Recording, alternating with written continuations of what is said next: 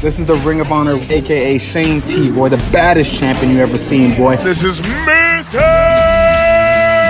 Anderson. This is good old JR Jim Ross, and you are listening. You're listening to Knockouts and 3 Counts. Cover! We got a new world champion! That might be one of the craziest knockouts I've ever seen in my life. Knockouts and 3 Counts is the podcast leading to the real deal, baby! Knockouts and 3 Counts starts now. Ooh, what up, though? It is a Thursday. I do know what day of the week it is, and boy, do we got a show for you guys. Thank you guys for checking out Knockouts and 3 Counts. If you haven't already done so, make sure you hit that subscribe button. But like I said, we've got quite the guest. You know, Rob Van Dam used to be called Mr. Monday Night, but we've got the new and improved Mr. Monday Night on with us tonight. We've got the man, the myth, the legend, Jimmy Smith. How you doing, brother, man? Doing well, man. Thanks for having me, guys. Appreciate it. Not bad. No problem, man. Corey, J-Bone, how the fuck you guys doing, man? Doing all right, man. Doing all right. Hope you guys are good. Yeah. Hey, man, I'm all right. I didn't have to kill Best Buy this morning, man. I thought I was going to have to, like, choke them out because for anybody that listened to Tuesday's show with Tara LaRosa where we talked about Submission Underground that's coming down pretty soon, yeah, I had quite the problem with Best Buy, man. That's like the third time they've been supposed to be out to my house and already had gotten paid for it, so I thought I was going to have to practice my rear naked choke skills, but luckily I came home and my TV was mounted the way it was supposed to and the wires were hidden, so I didn't have to worry about finding bail today. So that's a good way to start today's show. But Jimmy, I was like I was telling him before we got on, I called in and checked out your show, which you can check out on Sirius XM, along with past guests of the show, Ryan McKinnell and Dave LaGreca, all on Sirius XM Fight Nation. So I got to ask you before we get into anything else. So I heard you say something on your show a couple days ago, and it was pretty ironic because it played right before I went live here.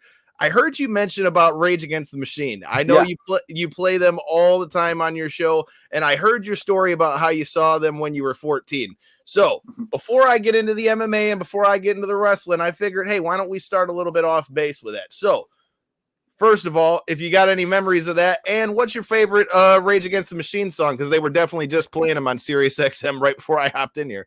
Yeah, this is 30 years ago. I was 14 years old. It's 1992, I think. I was at the Lollapalooza Festival in Irvine, California, the second year they ever did it. And they had a stage set up for unsigned bands to come, like, play. The local bands from Orange County, whatever. So the band that was on, I remember, on the main stage was the Jesus and Mary Chain. And they were assholes, and they were arguing with the audience. I remember that. And I got up, and I went, fuck these guys. And I went to the side stage they had set up. And this band was setting up from Irvine, California. And they got up there, and I'm literally standing right in front of them. And they just killed. They were absolutely amazing. And I stayed for their whole set, and they were incredible. And I turned to somebody there and I said, man, who is this band? And they went, well, Rage Against something. And it was Rage Against the Machine. And they didn't have a record contract or anything. And then 6 months later, I'm riding the school bus. And my friend goes, hey, man, that band you saw got a record contract. And it was Rage Against the Machine. And they ended up obviously being Rage Against the Machine, man. And I love a ton of their songs. Right now, my favorite, probably Calm Like a Bomb. Off the Battle of Los Angeles album. I absolutely love. But there are a million songs of theirs that I love. I mean, it's hard not to have a lot of favorites of theirs because obviously a little bit before my time, but my dad was like a diehard rock guy, which is why, you know, Corey and I bit the bullet and went and checked out that Triangle Triad thing, dude. I couldn't help it. For 20 bucks, man, for $20, I was like, you know what? I'll mess with it just because I want to see what it was like. And to be honest with you, if I'm being 100% honest, now, were they the best fights I've ever watched? Obviously not. But were they entertaining at the same time? Because as many of the MMA guys did, like you said on your show, did well as we went up the card. It didn't go as well. But for sheer just watching a fight, Corey, what would you say with that? I feel like between the Metallica concert and that, I feel like we were both pretty entertained. So the way that they had the whole thing kind of laid out, I thought it was going to be like Metallica playing maybe 5 songs and like, with special guest Metallica, but it ended up almost kind of being like a half set of a Metallica concert. So that part was enjoyable. The way they set it up so that it was all kind of like they played 1 or 2 songs to open the night, but then the most of the concert was all like a 10 or 12 set at the end of the night. That part was nice. Seeing Metallica, I've always wanted to see him in person. I've never been able to. Of course, them tickets aren't cheap, so haven't been Hey, I able to only make paid it out to $100. It wasn't Metallica so bad.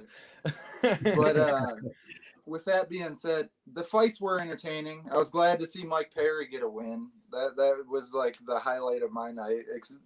The shocked look on his face when they announced he was the winner. But overall, I think Triller's best event, probably, question mark. I don't know. If you could say they had a best event.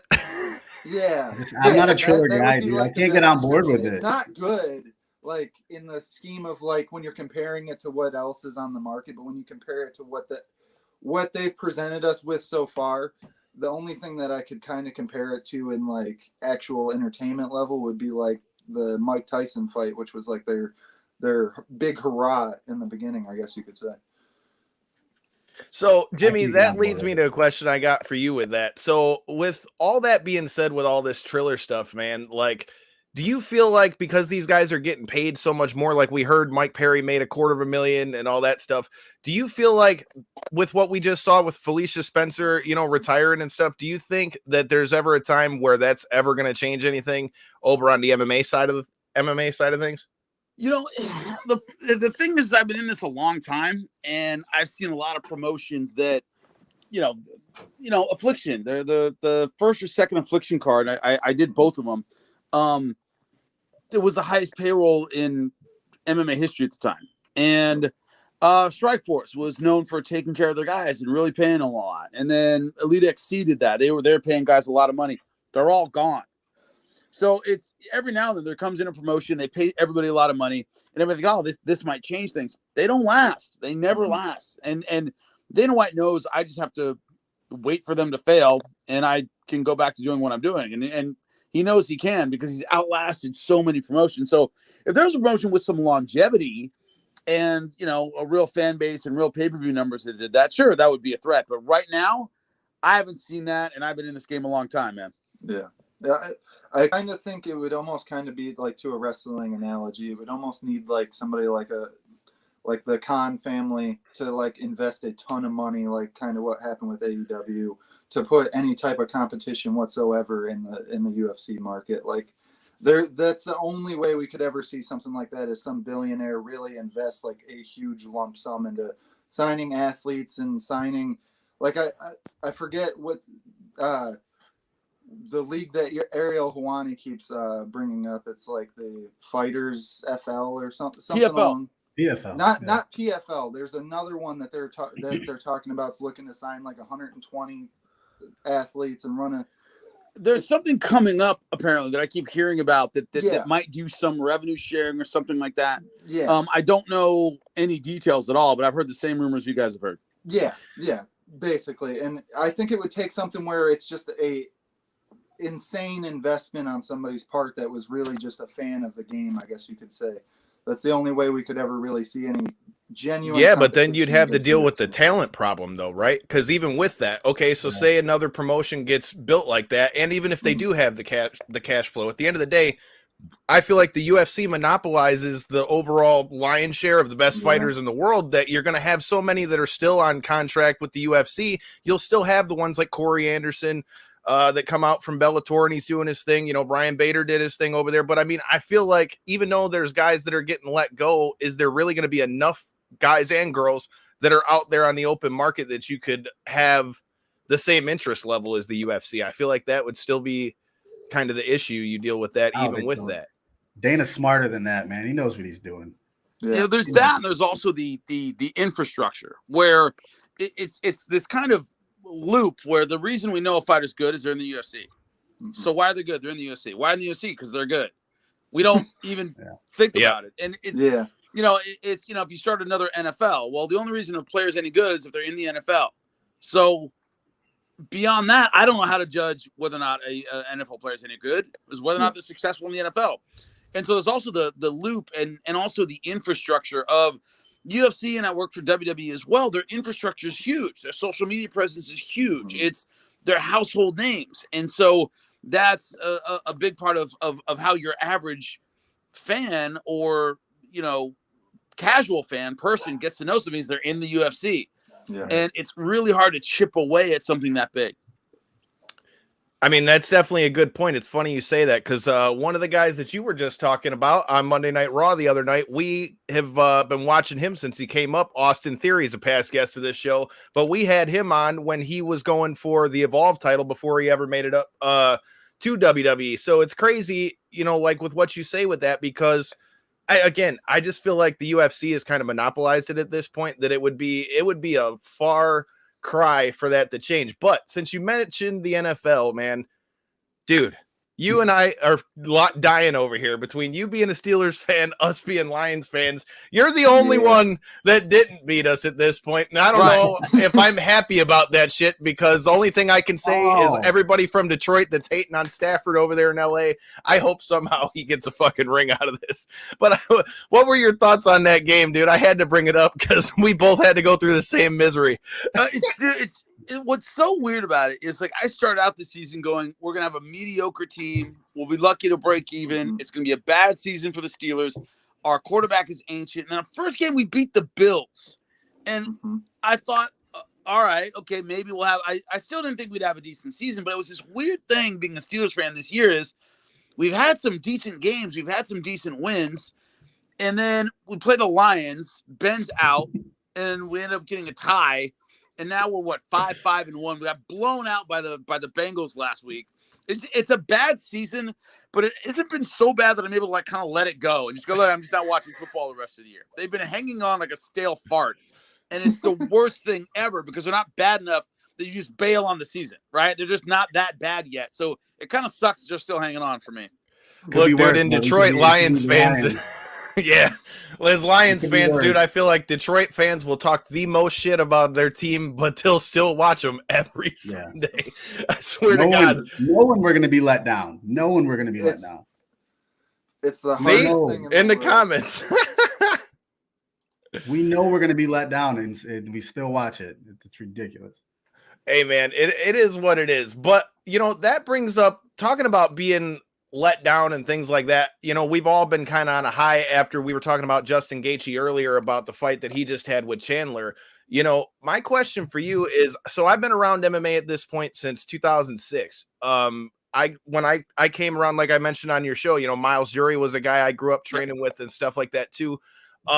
What are the biggest things that you see different now with like the crop of fighters we have now versus back in the day when, you know, you were fighting and stuff? What are the biggest things you see different now being able to watch it from a commentary spot from back when you were still competing?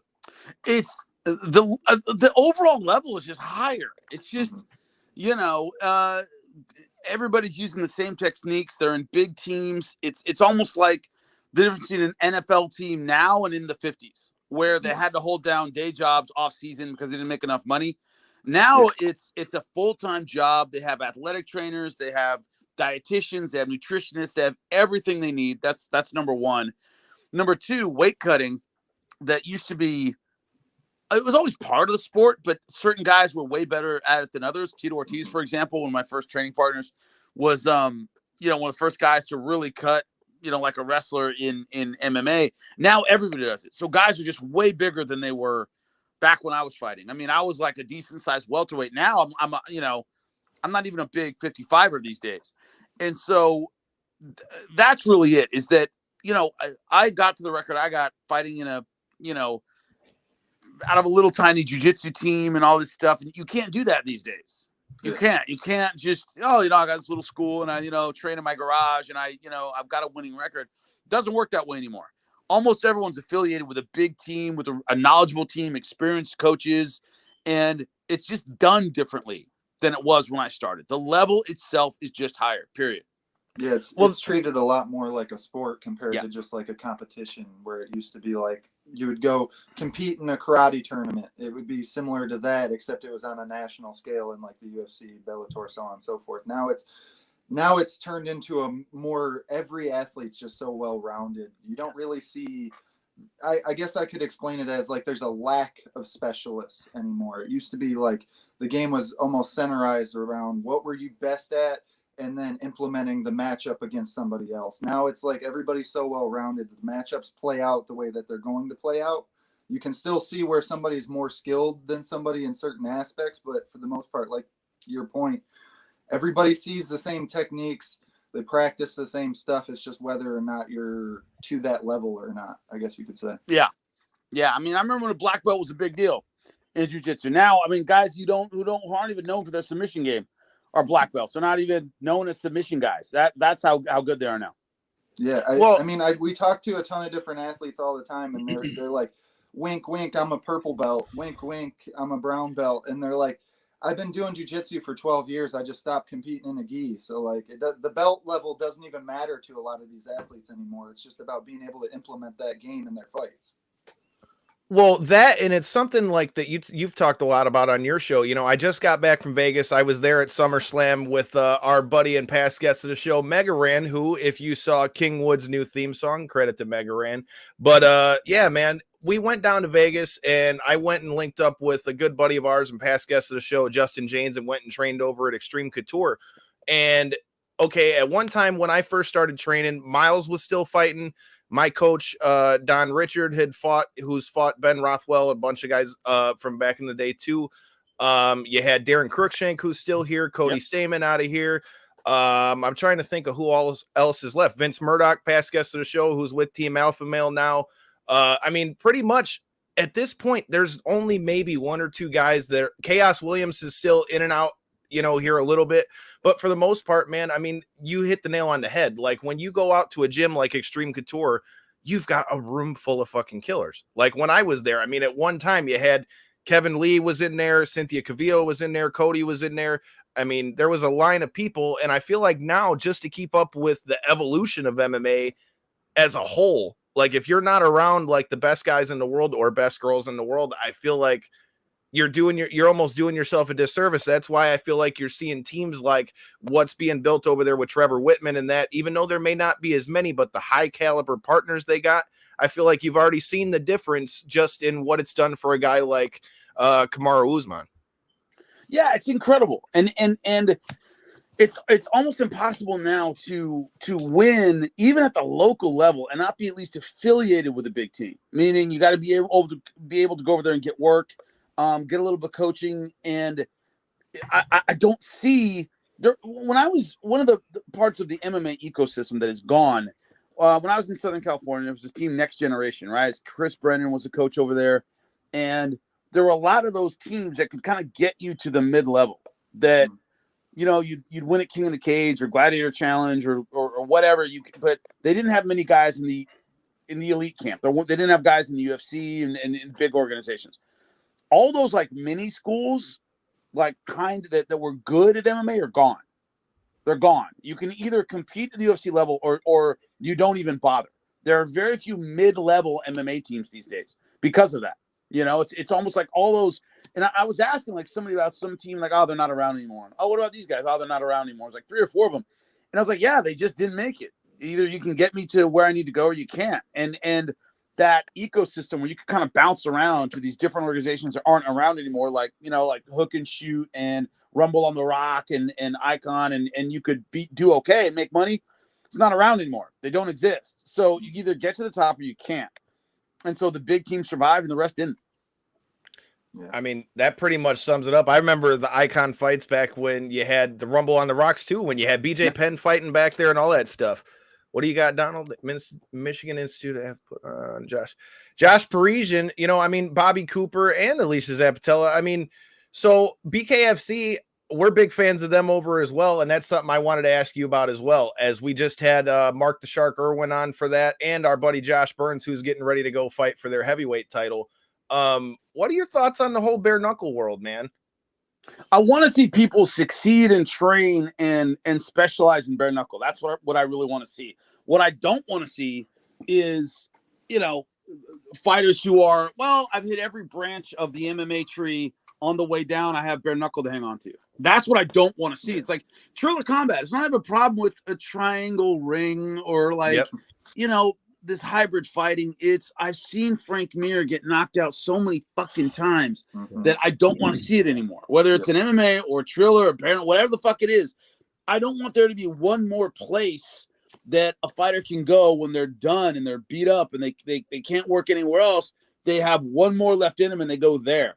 And I don't want to see that. What I want to see, and I have no problem with bare knuckle as a style, and I like, I like a lot of aspects of bare knuckle. It isn't like, oh, it's so vicious and brutal. I've seen Luthway fights in fucking Burma where they had ropes around their fucking knuckles. That doesn't bug me at all. It's that idea that when there's a discipline, be it bare knuckle or anything else, are you specializing in that discipline and you want to succeed at that discipline, or is it I don't have anywhere else to go? Chris Lieben couldn't pass a medical to fight in Bellator, and I was there when they signed him. Couldn't pass a medical. They never used him, and he went to bare knuckle. That aspect of it bothers me. Not the fighting itself, or the style itself. It's the level of fighter that just wants to succeed in bare knuckle. I really want to see that. I don't want to see I've washed out everywhere else, and this is the last place I can go. That's what I don't want to see.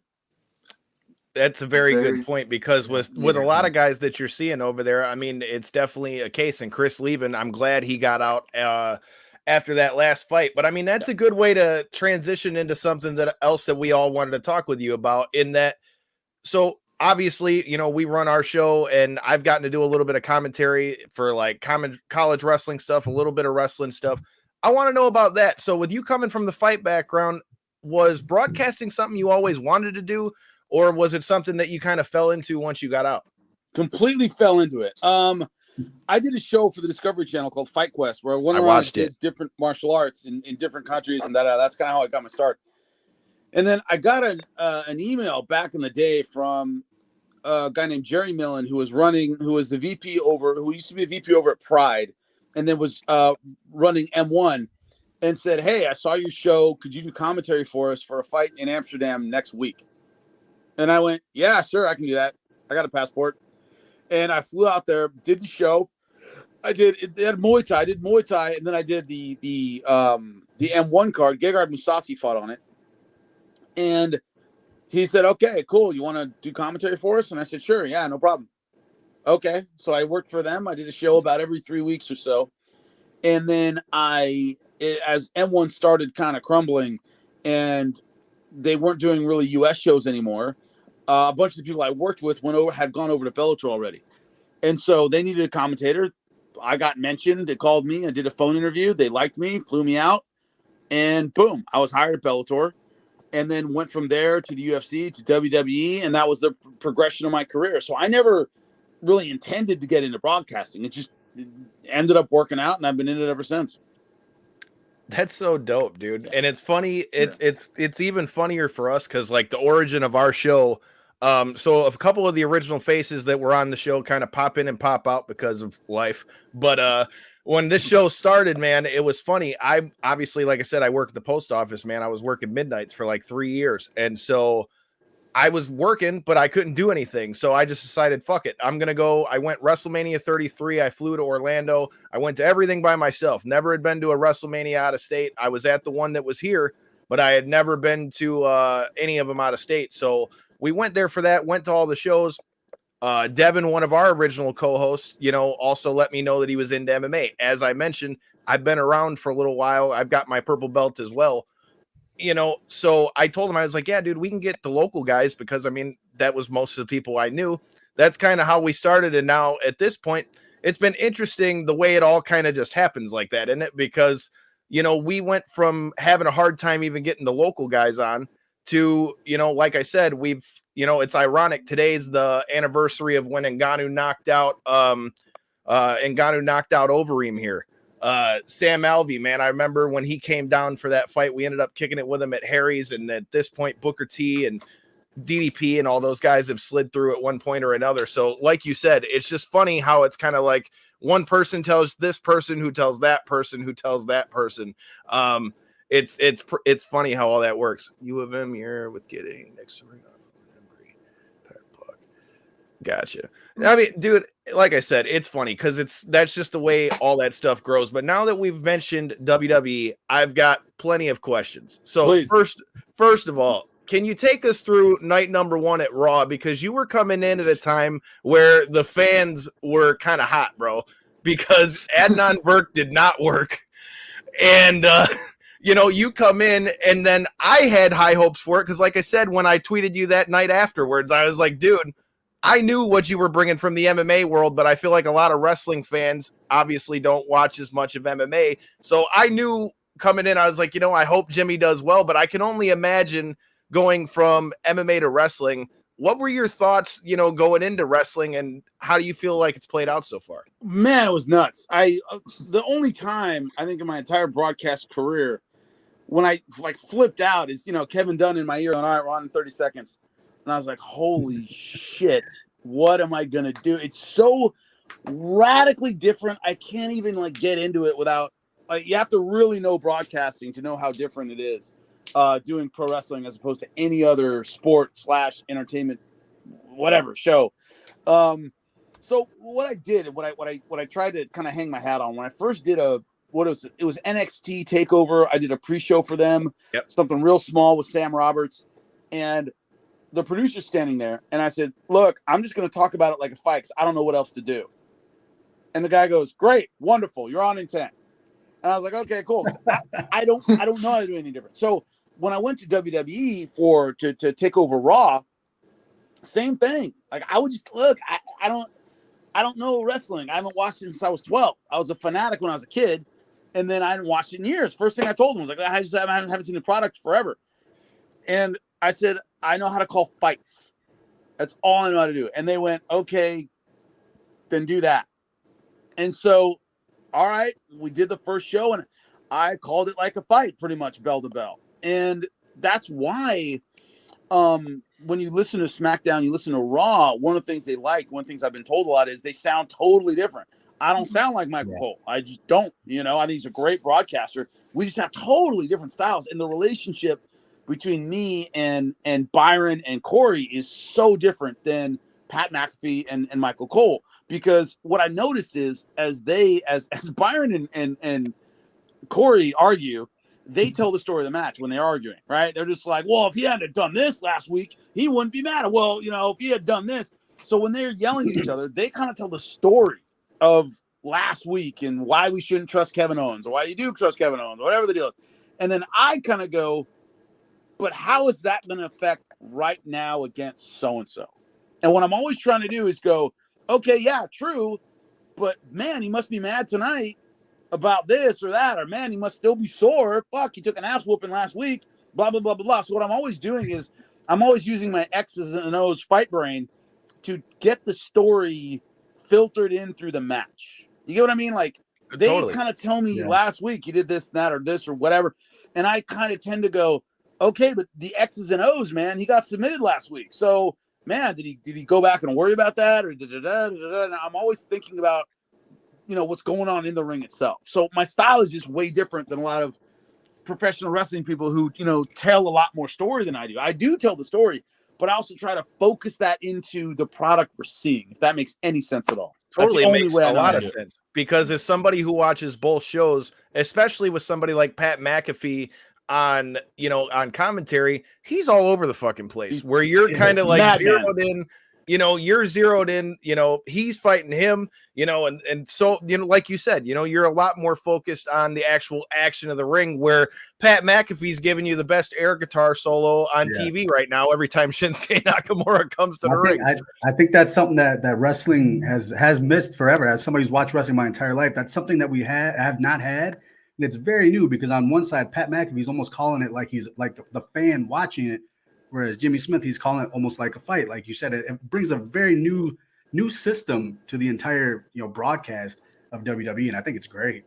Yeah, and it makes Raw sound different than SmackDown, so which is what they want too. I mean, if you turn into each show, it sounds like completely different. When I watch SmackDown every week, and Cole's a phenomenal storyteller. He's great at that. And then McAfee's doing his wild craziness, and then I kind of do it X's and O's, almost like sports style, and then Byron and Corey take you through the stories of the last few weeks and all these things, and it's just different. And I'm doing the best I can. It's incredibly complicated, the show and all the elements and everything in it is absolutely nuts. So keeping up with all that is very, very difficult.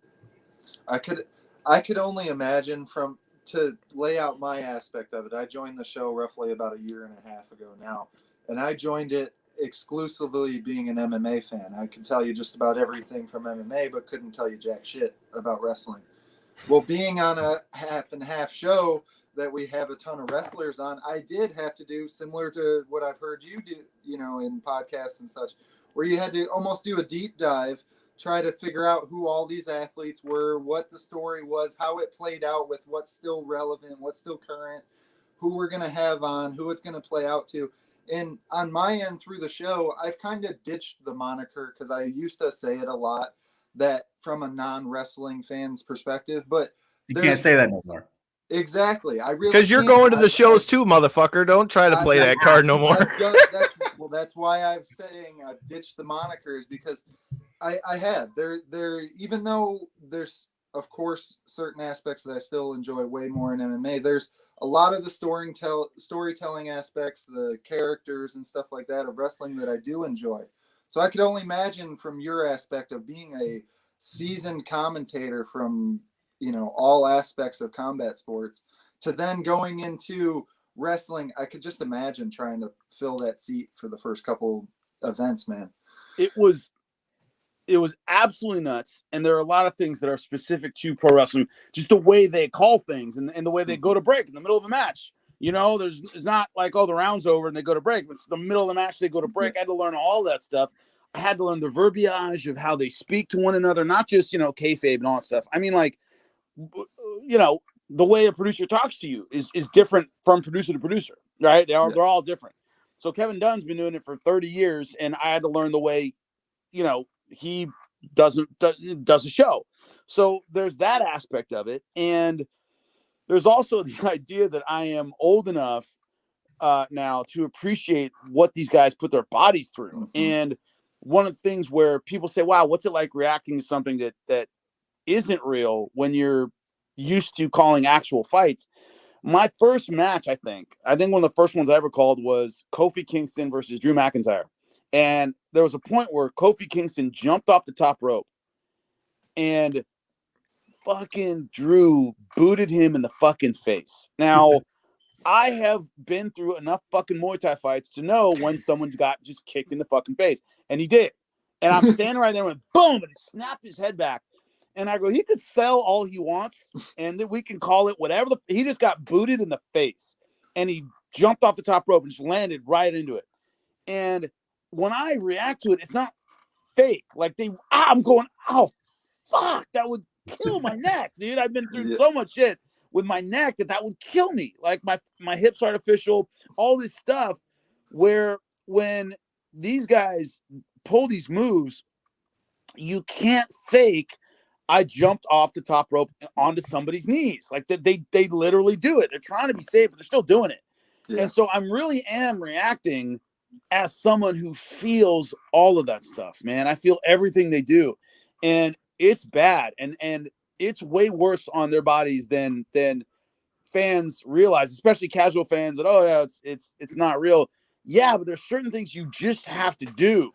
You just have to do in order to make it decent. When Sheamus chops a dude and you can hear it throughout the arena, it's fucking real. It's because he's chopped the dude in the chest. He's just a stiff worker. And so the way I'm reacting to it, it's not fake. I really am sitting there going, oh my God, that was terrible, right? Even if they're going with it, it still sucks.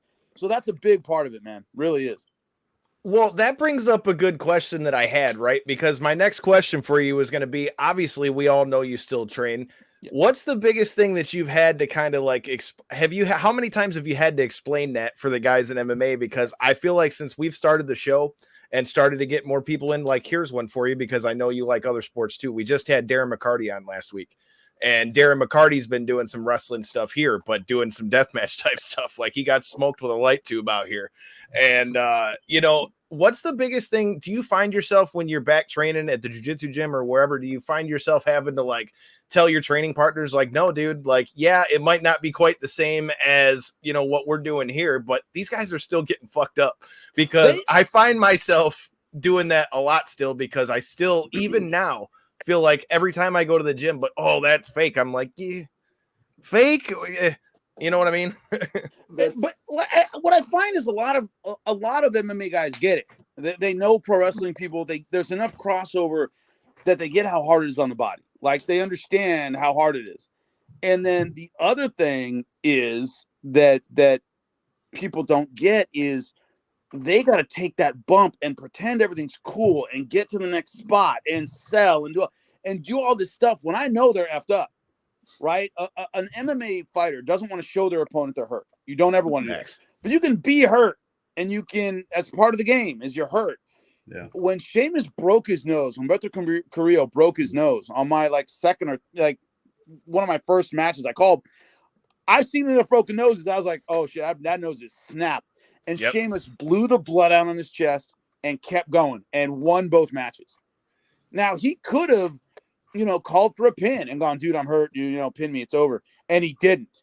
He could have, oversold or non-sold. It's like being a stuntman in a scene, and you got to keep going. Like you got to keep running. You can't, hey, time out, my ankle's hurt, right? So that's another thing too, is that I've seen people do like amazing stuff and go into the back and they're like, oh yeah, I dislocated my elbow halfway through the match. And I'm like, dude, you finished that match? Well, yeah, I got to do what I got to do. The show must go on. And so it's a slightly different mentality than a fighter who, we don't want to show we're hurt, but, it isn't like, jiu-jitsu match, I dislocate my shoulder. I don't have to keep going. Yep. Professional wrestlers under more pressure to, all right, I don't want to screw up the match. And so the pain, I'm just going to put it, on the back burner for right now, man. They really are tough. Yeah. And to your point, a big part of that too is not only the big bumps where they, dislocate joints or deal with severe injuries, but they'll be making a turnaround in a week, where a lot of MMA fighters are lucky to fight 3, maybe 4 times, if real lucky, if they're really pushing the issue 4 times in a year. And a lot of the questions I ask, dude, and I don't mean to cut you off, but you're bringing up a point I want to talk about. A lot of the questions I ask on television, I ask behind the scenes, where it was Hell in a Cell and it was Bobby Lashley and Drew McIntyre, and they brought out the sticks and were beating the dog piss out of each other. The next week, it was Drew McIntyre and Riddle. And I said on air, should he be here? I had said that in the back to Corey. I was like, because I saw his back was all welted up. And I was like, dude, should he be here? Like, shouldn't he be I don't know, taking a week off or something? Well, I said that on air. I turned to Corey and I'm like, man, should he even be here after that match? I'm not joking. I'm bringing forward into reality stuff that I asked the people around me. Like, I don't know, should he be here after, winning a fucking battle royal the week before? Should he still be here? I bring those questions forward because they're real in my mind, Yeah. I mean, the schedule that they keep is just intense, man. It really is, especially the higher you get into the wrestling world, man. Their schedules are just insane. They're twice a week, once a week, every pay-per-view, traveling everywhere. Like, I know COVID's put a real damper on the travel schedules and stuff for a lot of these guys. I'm sure they probably appreciate not having to go all over the world, but still, nonetheless, man, just being there to be at all these events, man, that's got to be a lot to keep up with. And I'm sure even on your end, to be honest with you. I'm lucky. I do Monday Night Raw. That's it. I'm the voice of Monday Night Raw. If they need me to do another show, they'll let me know. But it's SmackDown, house show, Raw. That's the schedule. It's kind of like a 4 schedule loop that they do, and it's SmackDown, house show, Raw. And so house shows don't have commentary, so they don't need me for those. And then SmackDown has their own team, and I can sub in for that. If Cole said, hey, man, I'm sick, they'd throw me in there, okay, which is no problem. But the athletes themselves, the performers, they do house shows, meaning, it's not televised or anything, but they got to show up and do their thing. And they're kind of like working their craft, and that's where they try out new stuff or like a new gimmick or like whatever. A lot of the feedback is the house shows, man. So their schedule is constant, and it's part of the business, man, for sure. Yeah, and they still have to have that battle of having a lot of fans and supporters there trying to hype them up, so they're still trying to perform at their highest level and put on a show. But it's like a comedian that's still selling out big rooms. Like, they still have to, they want to try their craft, they want to work on the small jokes and their, build new punchlines and stuff, but they still got to put on a show for the crowd that's there. So Yeah. Well, it's funny because again, we know you cover MMA as well, and that's been the funnest thing with acclimating Corey to the wrestling world, because we went to Chicago. He was there at GCW, and then we were there when CM Punk returned, right? And so he had never been to any big wrestling shows, and I dipped him in on one with the deathmatch scene, and then dipped him in the big scene on the second one. So that leads to another question I got. So it's funny how much an interview in some of these wrestlers, whether it be male or female, just how much more it almost seems like the wrestling guys watch MMA than a lot of our MMA fighter guests. And I say that because I don't know, have you ever gotten to check out Josh Barnett's Bloodsport before? Yep. So I am a huge fan of that. We had Lindsay Snow, the former winner of that, on here a couple times. Matter of fact, she just did a tattoo for me when I was in Jacksonville. But I had to know, you said you've checked it out. What are your thoughts on Bloodsport? Because I feel like that would be like right up your alley. I mean, hell, Phil Baroni's been in there at this point. Yeah. I mean, Tom Lawler's in there, who's a past guest of the show. Like, I mean, there's literally a bunch of guys and girls who have all crossed over. You know, Marina Shafir is in there as well. I mean, what are your thoughts on that kind of stuff? It's almost like the old Japanese style, where they kind of blurred the lines between pro wrestling, pancrase, and MMA were kind of blurry at one point. I know Josh. I love Josh. He's the kind of guy to give you that stiff style where you're like, yeah, man, you got to know what you're doing, or else you're gonna get hurt.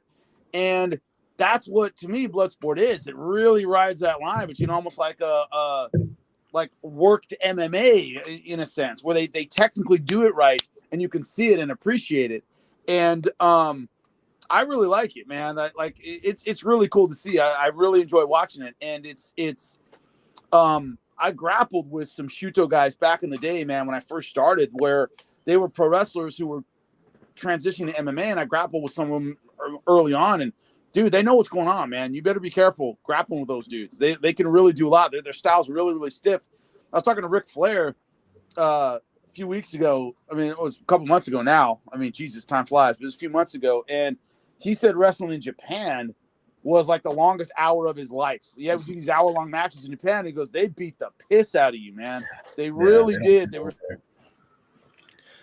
And that's the thing that's funny with that for me, dude, is, you know, you see so much crossover where before for so long it was like MMA guys just didn't mess with wrestling at all. Now, you good? All right, cool. Oh. All right, it did freeze. I was like, it looked like it froze for a second. Don't you gotta love the whole? Really still. He was sitting. I know, really right?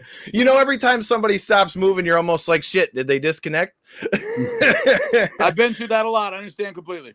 Oh no, and that's why I said I was going to say I know you're used to it every day. I mean, hell, we were talking about that with Ryan McKinnell when he came on about that. Well, that brings my question with that, because we had Gil Gordado from Extreme Couture who was on one of the last cards about that, and that was one of the biggest things he was saying was just that, like, the damage that you took in that, even with it being wrestling, you know, they're a lot more similar, I feel like, than people ever would give it credit for, and I feel like because of that, I feel like now there's a lot more respect for wrestling now than there was before. So, I mean, that leads into another question I had in now that you've been over on Raw, who are some of the WWE guys that are like the most unsuspecting MMA fans, man? Because I feel like Big E's a big fan. I don't know how much of a surprise that would be. Big E's a big fan. He stopped me in the hall. I was like, hey, man, nice to meet you. He goes, oh, man, big fan. Love your work. You know, he was a big fan of mine, which kind of blew me away.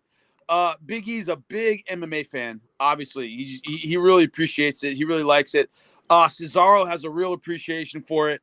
Of course, Daniel Bryan was there when I first started. He was a big fan. Obviously, Bobby Lashley was a fighter, so he still keeps up with it a ton. Riddle. It's harder to think of ones that aren't fans. You know what I mean? Like, I'm trying to think of somebody who didn't know anything. No, I get asked all the time about, what do you think? AJ Styles came up to me. He's like, dude, what do you think of this? Whatever, it was a couple weeks ago, some fight.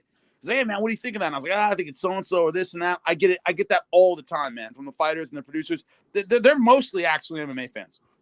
Well, not to mention, I mean, that's a good question to ask you. I mean, with the retirement of Sean Porter, I mean, hell, our buddy Andreas Hell helped put that entrance together for Sean Porter and Big E, you know, doing that. And then he was involved in the Wilder Fury thing. I mean, it's cool to finally see wrestlers kind of like, I love seeing the crossover. So as a fan of both, dude, I love seeing stuff like that. So I loved the Sean Porter thing, you know, with all those guys that are into MMA like that. It's funny because you'll see them all over the place. Like it was funny when I went out to Extreme Couture, I was talking to Eric Nixick, who I know you have on your show all the time.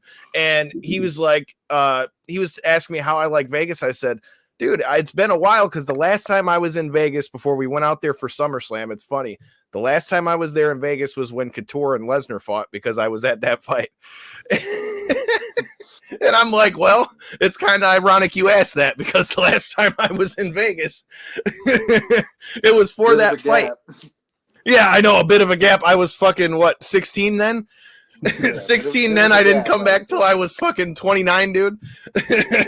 Quite a jump. But with that being said, you know, as we go into, you know, you got the fights this weekend. I heard you talking about it with Aldo and Rob Font. Like I said, Aldo was on that card that was here in Detroit. I got to meet him and Overeem and Ngannou. Can I just say, for anybody that's never got to meet Ngannou, like, I've got a big ass fucking head and his fist is bigger than my head. If you need any proof, just go look at our social medias at KO3C Pod because I want no smoke with that guy. But with the Aldo fight this weekend, what are your thoughts on Aldo versus Font and how do you see it playing out, bro? I think he froze. Yeah. Well, he froze up. Yep, I'm back again. All right, take two. No, I was talking about because, like I said, the Ngannou Overeem fight also had Aldo versus Holloway here. Yeah. And so I heard you talking about the fights earlier today. So I kind of wanted to know. First, we should start with Bellator probably first since it's coming first. What are your thoughts on the Pettis fight? And I also wondered what your thoughts are on Aldo Font because both Ngannou, Aldo, Font, or not Font, Holloway, they were all cool when we were here in Detroit, but I was just letting the fans know, dude, Ngannou's fist, for any of you that wonder, I mean, if you couldn't tell, the guy's already big as fuck. His fist is bigger than my damn head, and I got a big chrome dome. So, I mean, that's saying something. But what are your thoughts on these fights we got this weekend, Jimmy? No, I think we froze again. I don't think those every questions. Time you pose the question, every time you bring up Ngannou's big ass. I know. Every time I ask him about the fights. Take three. Take three. What are you thinking on the fights this weekend? We got Pettis in them, and you've got Aldo Font. What are you thinking? While we have internet for a sec, I think Pettis is going to have a very tough fight. Horiguchi is really, really good. He's extremely versatile. He's well-rounded. He has an endless gas tank. He's creative. He has a Japanese submission style, which is hard to prepare for. A lot of leg locks, a lot of flying stuff. He's just hard to deal with. If anyone can do it, it's Pettis. So that's going to be the test of how good both Pettis and Horiguchi are. So I think they're both excellent. I think Jose Aldo right now is fighting at 70% of his prime, and that's still good enough to be probably like 90% of the roster.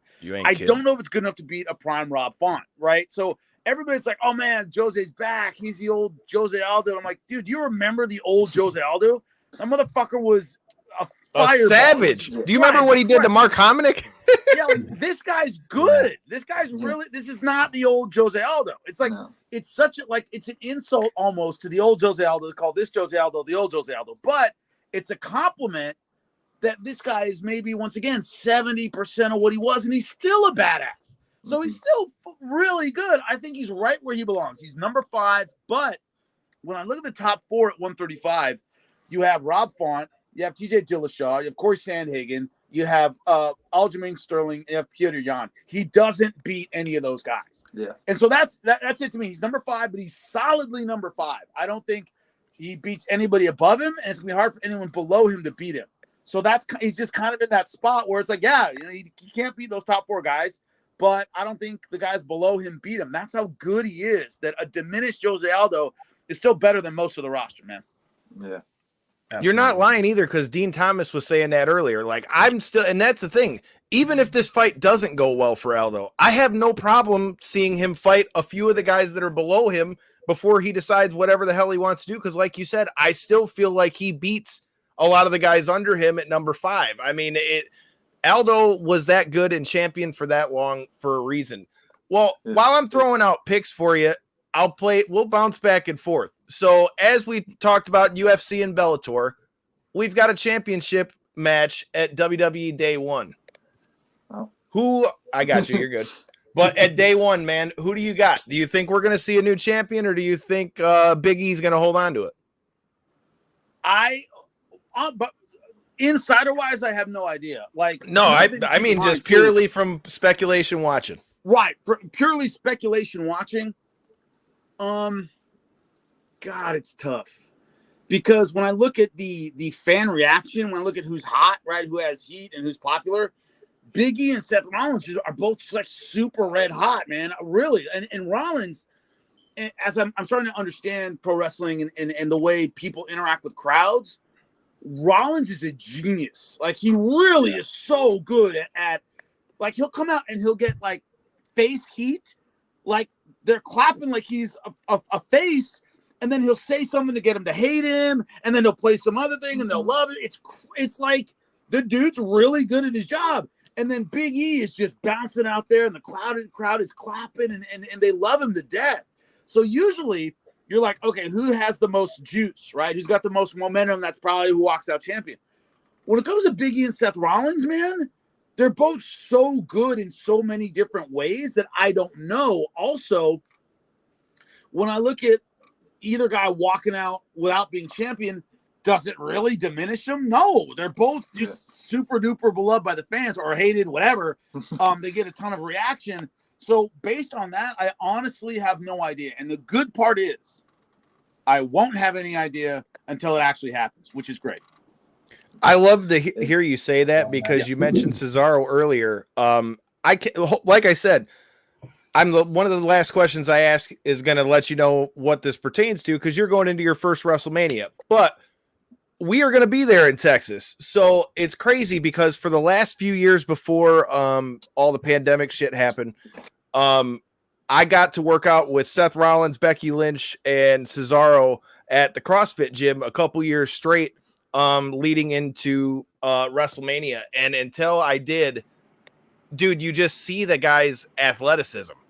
It's just uncanny. Uh-oh. I think he froze on us. Yeah. Uh-oh. I was talking about still, man. I'm telling you. I know, right? I think his internet's getting tired. I think that. Yeah. Yeah, my bad, dude. I don't know if it's you or us, but no, I was saying, because you mentioned how good of athletes they were. Yeah. Leading up before pandemic happened, I got to work out probably 3 or 4 years straight with Seth Rollins. Cesaro was there. Becky Lynch was working out with us at a couple of the CrossFit gyms WrestleMania weekend, dude. And it's just insane, because you don't realize the athleticism of these guys until you see it in front of you. And Seth Rollins, even though he may not be the biggest guy on the roster, that guy is a fucking freak. Big. That's why. Yes, dude. Like, somebody asked me, like, what's it like being in the locker room for the UFC, Bellator, and the WWE? And I was like, even the guys that aren't big. No. Oh boy. Uh-oh. He's coming back. It's just Corona. Here's the deal, is when you're in the locker room of the WWE, even the guys that aren't known as big guys are fucking gigantic. Like Shelton Benjamin, right? Who's not big. He's not, it's not like Bobby Lashley, but he's huge. Shelton Benjamin is huge. His arms are bigger than my head. Seth Rollins is gigantic. He's a big dude. So even the ones that are like not known as, a big guy are superhuman gigantic. So the ones that are big, like Drew McIntyre, are like, holy God, you're a giant. It's a different scale of human being. I swear to God. Yeah, I've gotten to meet both, dude, and you ain't kidding. McIntyre, when you stand next to him, even if it's at a fucking table, dude, the guy is like as wide as a door. The Usos are big dudes. The Usos, Jimmy and Jared, like big dudes, man. You understand? They're like 6'2", 210, 220. Like, and on camera, you're like, oh, like next to Roman Reigns, there's like they're not small dudes. And I said on air one time, Omos was being walked in by AJ Styles. AJ's my size. He's 5'10", 185, 190. Mm-hmm. Like, dude, it's like the scale. Omos is that big. And people look at and think like AJ's a midget. He's not. He's average height. And he's just dwarfed by, by Randy Orton and Omos and all. It's craziness, man. It really is. To help anybody that doesn't see that, we got to meet him because we were staying at the Park MGM when we were there for SummerSlam. He's not small. No, that's what I was going to say. I heard someone use the comparison when it comes to Omos. He might be the closest thing that we're going to have in this generation to being as big as Andre the Giant. It's huge. Yeah. So before I let you get out of here, man, like I said, that was my last question for you because we're going to be there at WrestleMania. So hopefully I can run into you in Texas. But what are your thoughts on your first WrestleMania? Can't wait. When I walked into SummerSlam, and I've done UFC, I've done Madison Square Garden for Bellator. I've been in some big shows. When I looked into Allegiant Stadium for SummerSlam, I went, holy shit. And the fans are psycho, just head to toe, John Cena, everything, whatever. The fan level of interaction with us is off anything I've ever seen in my life. And I expect WrestleMania to be that much bigger, man. I can't wait. You couldn't have got a better arena to do it at either. You're going to have 100,000 there both nights. I mean, holy shit. And you're going to have Austin there. If you've never been in the building for an Austin pop, dude, I was there at Mania 23 when Trump cut McMahon's head bald. And let me tell you, that crowd was going ape shit for Stone Cold. So imagine in Texas, you're in for quite the treat, brother, man. Can't wait, man. Hey, man, but I just want to say thanks for the time, dude. Like I said, I check you out every day on Unlocking the Cage, which you can check out on Sirius XM, same channel as past guests of the show, Ryan McKinnell and all that stuff. And make sure you stay tuned because who knows, maybe when we get into Texas, we'll run into old Jimmy Smith. But, dude, I just want to say thanks so much for the time, dude. See you there, guys. You have a good one, all right? Yeah, likewise. Appreciate the time, brother. Well, guys, Jimmy Smith, thoughts? Great dude, man. I'm looking forward to him calling WrestleMania, though. That was the last question I was going to pose as well. With him being on so many different broadcasts and broadcasting so many different places, I want to know the comparison from everything he's done to that particular night at WrestleMania because I'm sure it's going to blow his mind. Like he said, it's something it's unmatched.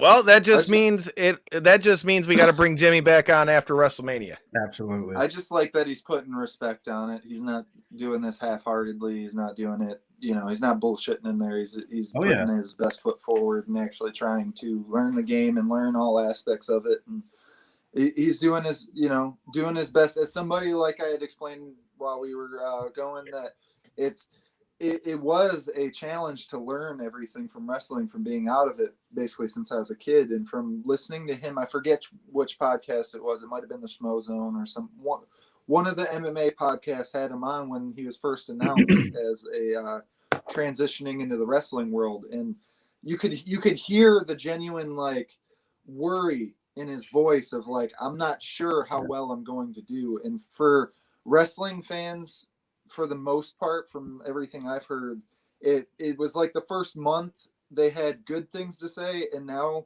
his name's not brought up in a negative way or a positive way, which means he's just blended into the broadcast, which is, as a commentator, exactly what you would want to do. I think the reason that is especially Monday Night Raw is held to such a high standard, being the flag bearer of WWE show-wise every single week. I mean, Raw has been around forever now, since '93. So that is the flag bearer of WWE. That's what everybody tunes in to watch every single week for the past, what we at, fucking 35 years, whatever it is, or 30 years. And for him to come in and do that, I'm sure he's going to get a little kickback at first, but now that he's there and now that he's settled in, I think he's doing a hell of a job. Well, I mean, here's something to think about, and it's something that I asked him and why I asked him it on the show. Here's the thing. You also got to remember, when he was coming in, they were fresh off of Adnan Virk, who was getting murdered. For the 4 weeks that he was there, they roasted him on Twitter. And then for him to come in and be right, and that's the thing. And then for them to bring in another guy who's not only not from wrestling, he's from MMA, which obviously would have been the biggest sport that ever said anything about wrestling, to come in and then do as good as he did. I think it's a testament to the job that Jimmy does, like I said, as far as his research, to be prepared and all those things. And like I said, man, that's why it was such a great time to have him on. And hopefully we can have him back maybe after WrestleMania and we can get his thoughts about WrestleMania. But I don't know, man. I think we flapped our gums enough. Thank you guys for checking us out. If you haven't already done so, make sure you hit that subscribe button. Make sure you're back here this Tuesday at 9 p.m. as boy, do we got an episode for you. We have your main event of XFC Young Guns 4, Kenny the Boss Cross, along with El Toro. Mondo, El Toro, Gutierrez will be joining us next Tuesday as we talk about XFC Young Guns 4, which is going down December 10th in Grand Rapids. I don't know, boys. I feel like it's about to go down in this bitch come December 10th, so there's a lot to talk about. Kathy, we appreciate you. You were the one that stuck around to the end. You'll have to let us know what you think of. I still need a cup. We got to get J-Bone a cup. I'm not initiated until I get a cup. You ain't gang affiliated. You ain't gang yet. But next week, you got to make sure you hit that subscribe button so you guys are gang too. And maybe J-Bone will have his cup by next week. But until next time and in the in-between time, we appreciate you guys for checking us out. Be here next Tuesday. There you go. Ask and you shall receive, motherfucker. Peace.